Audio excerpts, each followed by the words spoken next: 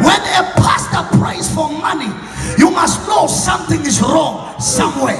I'm getting to show you. Umungathola umfundisi ethambazela imali ingoba khona umzalwane ongathembakele ekwenzeni umsebenzi wakhe. Yilento ezokuthi abaLevi bakhale emakhaya, bakhale emishadweni, bakhale ezintweni abazenzayo ngoba imali ayikho endlini kaJehova, ukudla akukho endlini kaJehova, base baphume babuyele emasimini. But nature does not allow a vacuum. Makuphuma abaLevi kukhona abangenayo.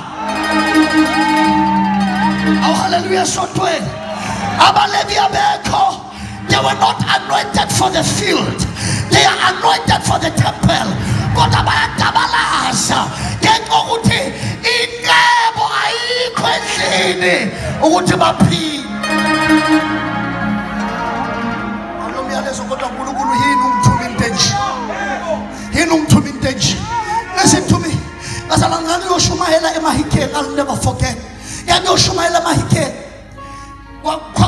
A man of God from Pretoria, Prophet Masay, he took the microphone.